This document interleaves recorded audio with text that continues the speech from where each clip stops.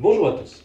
C'est injuste, mais c'est comme cela, même dans le petit monde des langues régionales, il existe une sorte de hiérarchie, il y a une sorte de respect spontané qui s'impose devant le breton, le basque, le corse, l'occitan, et puis il y a souvent un mépris qui s'exerce à l'endroit des autres langues, et c'est injuste d'une part, et c'est d'autant plus injuste pour le picard, auquel je consacre mon infolettre de l'Express sur le bout des langues cette semaine, que cette langue a connu un passé littéraire très prestigieux. Savez-vous par exemple que le premier texte littéraire en notre possession écrit dans une langue d'oïl, c'est la langue latine du nord de la Loire, l'a été non pas en parisien, entre guillemets, mais en picard, ça s'appelle la séquence de Sainte-Eulalie, et ça date de la fin du IXe siècle. Savez-vous que le plus ancien document administratif écrit dans une langue d'oïl, c'est encore un texte en picard, ça s'appelle la loi de Chièvres, et ça date de la fin du XIIe siècle.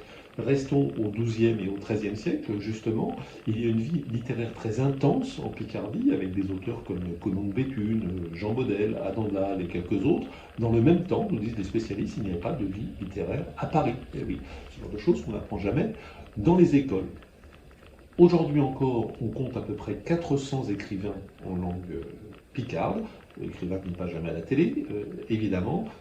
Et ça alimente cette idée complètement stupide selon laquelle le picard ne serait pas une vraie langue, mais une vague déformation du français. Non, aucune langue n'est la déformation d'une autre.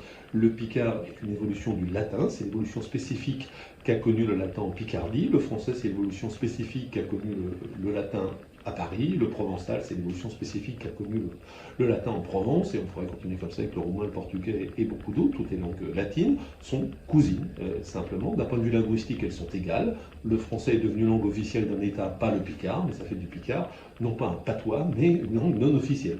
C'est tout. Donc, ce qu'il manque aujourd'hui au Picard, qui compte encore plusieurs centaines de milliers de locuteurs, c'est en Picard qu'on a enregistré la meilleure vente des albums d'Astérix traduits en langue régionale, ce qu'on sait peu aussi. Ce qui manque, c'est deux choses.